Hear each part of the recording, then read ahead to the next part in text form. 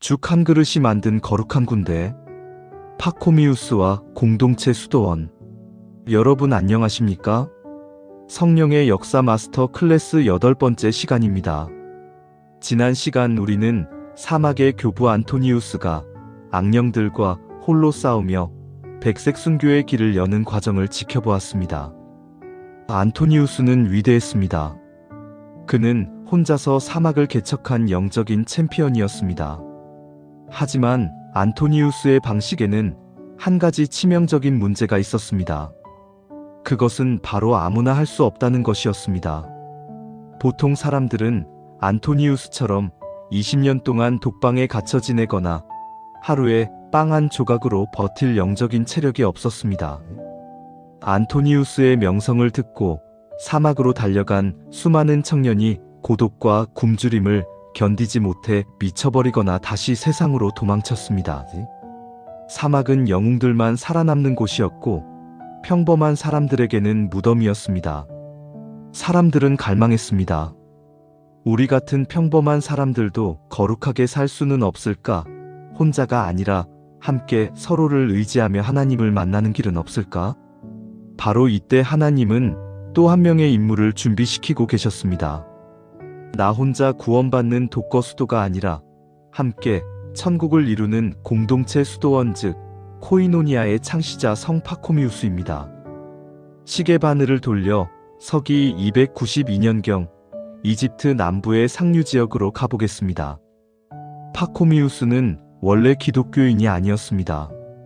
그는 이집트 토속 신앙을 믿는 이교도 부모 밑에서 자랐습니다. 20살이 되던 해 그의 인생을 송두리째 뒤바꾸는 사건이 벌어집니다. 로마 황제가 군대를 모집한다는 명목으로 강제 징집령을 내린 것입니다. 어느 날 갑자기 로마 군인들이 마을에 들이닥쳐 건장한 청년들을 쇠사슬로 묶어 끌고 갔습니다. 파코미우스도 그들 틈에 끼어 죄수처럼 끌려갔습니다.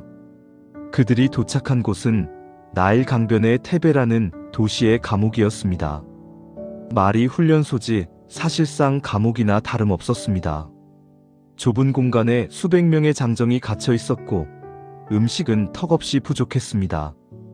공포와 굶주림 그리고 언제 죽을지 모른다는 절망감이 감옥 안을 짓눌렀습니다.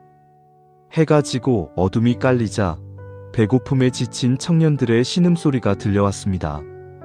파코미우스 역시 구석에 웅크리고 앉아 자신의 처지를 비관하고 있었습니다. 신들이여 도대체 왜 나에게 이런 시련을 주십니까? 그때였습니다. 감옥 철창 너머로 낯선 사람들이 나타났습니다. 그들은 낡은 옷을 입었지만 얼굴은 환하게 웃고 있었습니다. 그들의 손에는 따뜻한 빵과 죽이 들려 있었습니다. 그들은 간수들에게 사정하여 감옥 문을 열고 들어왔습니다. 그리고 굶주린 징집병들에게 음식을 나누어 주었습니다. 파코미우스는 깜짝 놀랐습니다. 가족도 아니고 친척도 아닌 생판남인 저들이 왜 우리를 돕는단 말인가? 게다가 그들은 대가를 바라지도 않았습니다. 더러운 죄수들의 손을 잡아주며 오히려 위로의 말을 건넸습니다. 형제여 힘내십시오. 하나님이 당신을 사랑하십니다. 파코미우스는 빵을 받아들고 떨리는 목소리로 물었습니다. 당신들은 도대체 누구입니까?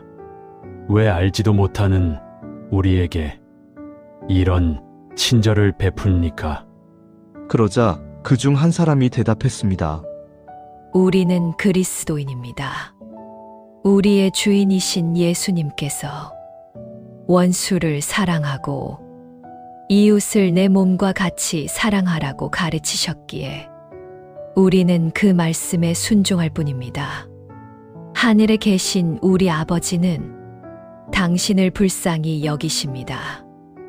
그날 밤 파코미우스는 따뜻한 죽 한 그릇을 먹으며 뜨거운 눈물을 흘렸습니다.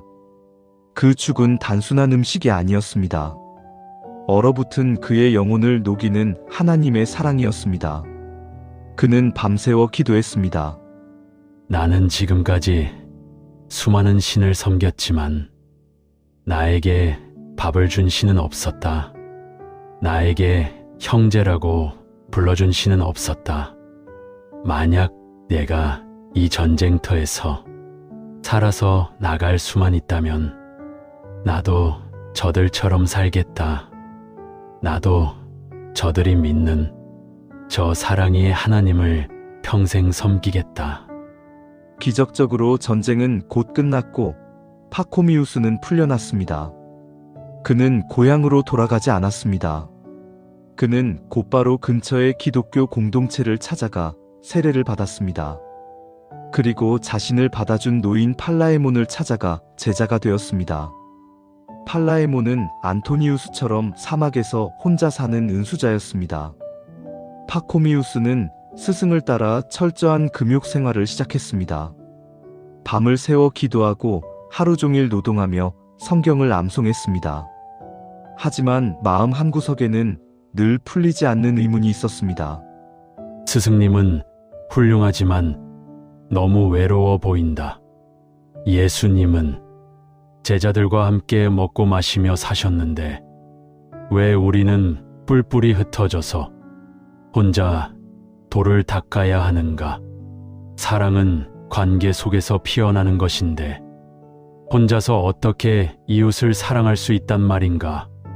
그러던 어느 날 파코미우스가 타벤닛이라는 버려진 마을 근처 사막에서 나무를 하다가 기도를 드리고 있었습니다. 그때 하늘에서 신비한 음성이 들려왔습니다. 파코미우스야, 이곳에 머물러라. 그리고 집을 지어라. 앞으로 수많은 영혼이 너에게로 몰려올 것이다. 너는 그들을 받아들여 함께 살며 그들을 천국으로 인도하라. 그것은 안토니우스에게 주셨던 명령과는 달랐습니다. 안토니우스에게는 혼자 싸우라고 하셨지만 파코미우스에게는 함께 살 집을 지으라고 하셨습니다. 파코미우스는 전율했습니다. 그렇다, 이것이다. 나처럼 의지가 약한 사람들도 서로 손을 잡으면 할 수 있다. 불씨 하나는 금방 꺼지지만 모닥불은 거센 바람도 이겨낸다. 우리는 영적인 군대가 되어야 한다. 그는 즉시 타벤니시에 수도원을 짓기 시작했습니다. 하지만 그것은 안토니우스의 좁은 동굴과는 차원이 달랐습니다. 그는 거대한 담을 쌓고 그 안에 수백 명이 함께 살 수 있는 기숙사를 지었습니다. 식당을 만들고 빵 굽는 화덕을 만들고 병자들을 위한 병동을 지었습니다. 사막 한가운데에 작은 하나님 나라의 도시를 건설한 것입니다. 소문은 바람을 타고 이집트 전역으로 퍼졌습니다. 안토니우스의 고행이 너무 힘들어 포기했던 사람들, 세상 살기에 지친 사람들, 그리고 파코미우스처럼 진정한 사랑에 목말랐던 청년들이 구름대처럼 몰려들었습니다. 처음에는 3명으로 시작했습니다. 그러나 곧 10명이 되고 100명이 되었습니다. 하지만 여러분 사람이 모이는 곳에는 언제나 문제가 생기기 마련입니다. 수백 명의 혈기왕성한 남자들이 한 울타리 안에 모였으니 오죽했겠습니까? 어떤 사람은 밥을 많이 먹겠다고 싸우고 어떤 사람은 일하기 싫다고 꾀병을 부렸습니다. 누구는 기도를 크게 한다고 시끄럽다고 하고 누구는 씻지 않아서 냄새가 난다고 불평했습니다. 거룩한 공동체를 꿈꿨던 수도원은 순식간에 난장판이 될 위기에 처했습니다. 오합지졸들을 데리고는 아무것도 할 수 없었습니다. 파코미우스는 깨달았습니다. 사랑만으로는 안 된다, 질서가 필요하다. 안토니우스에게는 필요 없었던 그것, 바로 공동체를 유지할 강력한 법과 규칙이 필요했습니다. 그는 하나님께 지혜를 구하며 기도했습니다. 전설에 따르면 그때 천사가 나타나 청동판에 새겨진 규칙을 그에게 건네주었다고 합니다. 이것이 바로 서양 수도원 제도의 기초가 된 파코미우스의 규칙서입니다. 파코미우스가 선포한 첫 번째 변화는 바로 제복이었습니다. 당시 수도원에 들어오는 사람들의 신분은 다양했습니다. 귀족은 비단 옷을 입고 왔고 노예는 넉마를 걸치고 왔습니다. 옷은 곧 신분이자 차별이었습니다. 파코미우스는 명령했습니다. 오늘부터 모든 옷을 벗어라. 그리고 똑같은 옷을 입어라. 그는 레비톤이라고 불리는 소매 없는 린넨 튜닉을 지급했습니다. 이것은 이집트의 농부들이나 입는 아주 평범하고 거칠한 옷이었습니다.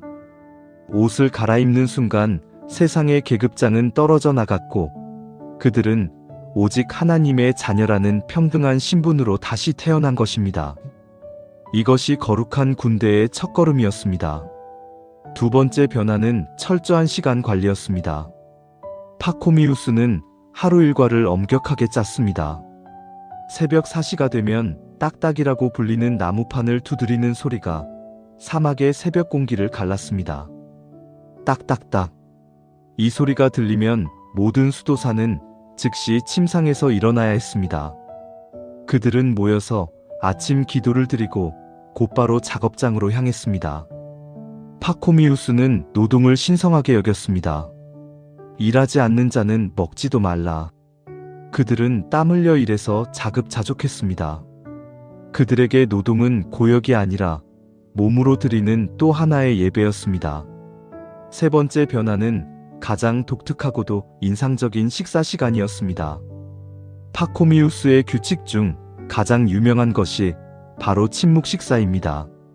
수백 명이 한자리에 모여 밥을 먹는데 식당 안에서는 숟가락 부딪히는 소리 외에는 아무 소리도 들리지 않았습니다. 말하는 것은 엄격히 금지되었습니다. 여기에는 깊은 영적인 배려가 숨어 있습니다. 수도사들은 식사할 때 반드시 두건을 깊게 눌러 써서 양옆을 보지 못하게 했습니다. 오직 자기 앞의 음식과 하나님만 바라보게 했습니다. 이것은 남을 판단하지 않게 하기 위함이었습니다.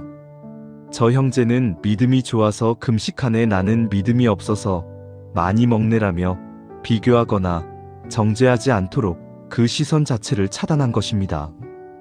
이 침묵의 식사는 그 자체가 거룩한 묵상의 시간이었습니다. 네 번째 변화는 주거 환경이었습니다. 파코미우스는 수도사들을 20명에서 30명 단위로 묶어 하나의 집에서 살게 했습니다. 이것은 독방 생활보다 훨씬 힘들었습니다. 혼자 살면 내 성질대로 살면 되지만 같이 살면 부딪힐 수밖에 없기 때문입니다. 코를 고는 형제, 씻지 않는 형제, 성격이 급한 형제. 이들과 24시간 부대끼며 사는 것 자체가 엄청난 영적 훈련이었습니다. 파코미우스는 말했습니다. 형제를 참아주는 것이 금식보다 위대하다. 형제의 발을 씻겨주는 것이 절야 기도보다 거룩하다. 그는 수도원을 인간관계 훈련소로 만들었습니다. 마지막으로 가장 중요한 규칙은 절대 순종이었습니다. 내 고집을 꺾고 질서에 순복하는 것. 이것이 마귀를 이기는 가장 강력한 무기임을 파코미우스는 알았습니다. 파코미우스의 이런 시스템은 놀라운 결과를 만들어냈습니다. 오합지졸 같았던 사람들이 변하기 시작했습니다. 게으른 자가 부지런해졌고 교만한 자가 겸손해졌습니다. 타벳니시 수도원은 거대한 영적 공장이 되어 성자들을 찍어내기 시작했습니다. 무려 9개의 수도원과 3,000명이 넘는 수도사들이 파코미우스의 지휘 아래 일사불란하게 움직이는 거대한 하나님의 군대가 된 것입니다. 하지만 여러분, 아무리 튼튼한 성벽도 막을 수 없는 것이 있습니다. 바로 죽음입니다. 타벳니시 수도원이 영적인 전성기를 구가하던 서기 346년 이집트 전역에 무시무시한 재앙이 덮쳤습니다. 바로 페스트라고 불리는 흑사병이었습니다. 죽음의 그림자가 나일강을 타고 내려와 수도원 담장을 넘었습니다. 어제까지 건강하게 밭을 갈던 형제가 오늘 아침에 시체로 발견되었습니다. 찬송소리가 울려 퍼지던 예배당은 순식간에 신음소리와 기침소리로 가득 찼습니다. 이때 파코미우스는 어떤 선택을 했을까요? 제자들은 간청했습니다. 아빠 파코미우스여, 당신만이라도 피하셔야 합니다. 하지만 군인 출신이었던 파코미우스는 고개를 저었습니다. 지휘관은 부하들을 버리고 전장을 떠나지 않는다. 내가 있어야 할 곳은 병든 형제들의 곁이다. 그는 마스크도 방호복도 없는 그 위험한 병동으로 걸어 들어갔습니다. 그는 밤낮으로 병든 수도사들의 몸을 닦아주었고 열이 펄펄 끓는 형제들의 손을 잡고 기도했습니다.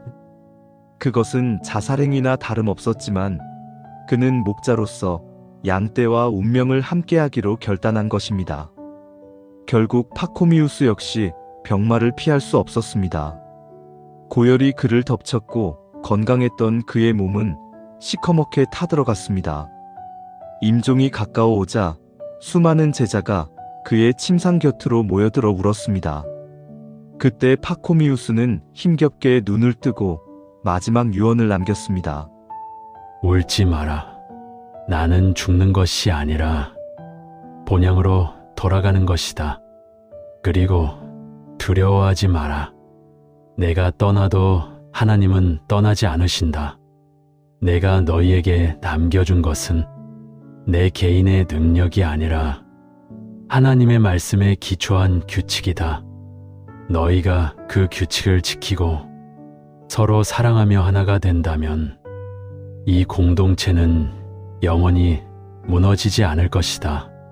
기억하라. 너희를 지키는 것은 파코미우스라는 사람이 아니라 우리가 함께 세운 거룩한 질서다. 그리고 그는 충격적인 명령을 덧붙였습니다. 나를 장사 지낼 때 절대로 특별 대우하지 마라.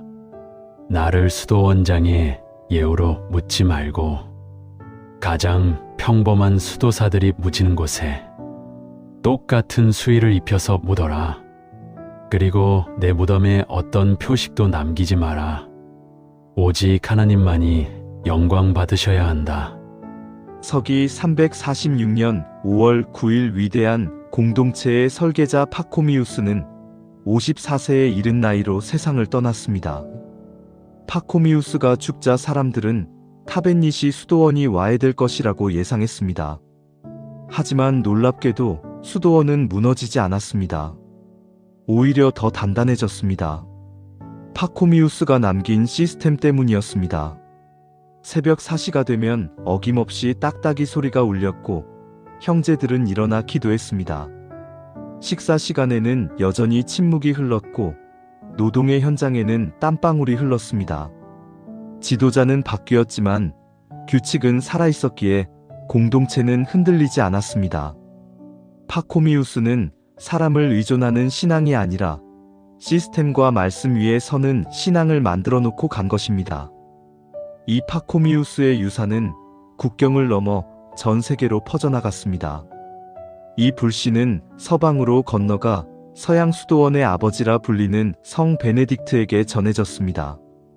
오늘날 우리가 아는 베네딕트 수도원의 그 유명한 규칙 기도하고 일하라는 모토는 사실상 파코미우스의 사막에서 시작된 것입니다. 중세 천년을 지탱했던 수도원 영성 그리고 종교개혁자들에게까지 이어진 경건 훈련의 뿌리가 바로 이집트의 군인 출신 청년 파코미우스가 끓였던 죽 한 그릇에서 시작되었다는 사실이 놀랍지 않으십니까? 사랑하는 여러분, 파코미우스의 이야기를 마무리하며 오늘 우리는 아주 중요한 질문 앞에 섭니다. 안토니우스가 나 홀로 하나님 앞에 서는 단독자의 영성을 가르쳐 주었다면 파코미우스는 우리 함께 하나님께 가는 공동체의 영성을 가르쳐 줍니다. 오늘날 현대인들은 지독한 개인주의에 빠져 있습니다. 신앙생활도 혼자 하려고 합니다. 혼자 유튜브로 설교 듣고 혼자 은혜 받고 끝냅니다. 다른 사람과 엮이는 것을 귀찮아하고 상처받는 것을 두려워합니다. 하지만 파코미우스는 말합니다. 형제여, 혼자서는 갈 수 없다. 천국은 나 혼자 가는 곳이 아니라 우리 함께 손잡고 가는 곳이다. 옆에 있는 형제의 코 고는 소리를 참아주고 까칠한 자매의 성격을 받아주며 내 모난 성품이 깎여나가는 그곳이 바로 진짜 수도원이다. 여러분은 지금 어떤 공동체에 속해 있습니까? 혹시 마음에 안 든다고 교회를 떠나고 싶지는 않습니까?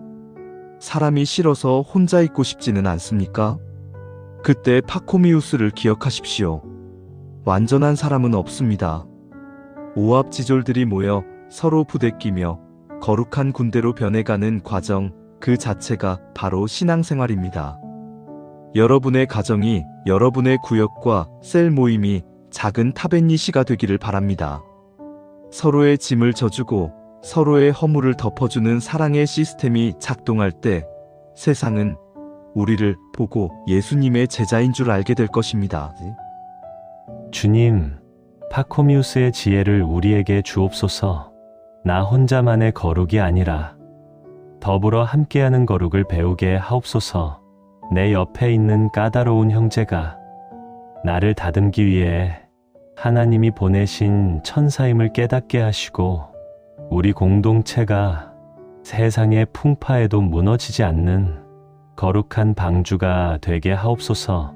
지금까지 오합지졸을 거룩한 군대로 만든 사람 성 파코미우스와 타벤니시 공동체 이야기였습니다. 이 이야기가 고독한 여러분의 신앙에 따뜻한 손길이 되고 공동체를 사랑하는 마음을 회복시키는 계기가 되었기를 바랍니다. 영상이 은혜가 되셨다면 구독과 좋아요로 함께해 주십시오. 여러분의 작은 실천이 이 소중한 영적 유산을 다음 세대로 전하는 큰 힘이 됩니다. 다음 시간에는 성경을 라틴어로 번역하기 위해 스스로 동굴 감옥에 갇혔던 괴팍하지만 위대한 천재 제롬과 초대교회의 든든한 기둥이었던 교부들의 치열한 삶의 현장으로 찾아오겠습니다. 감사합니다.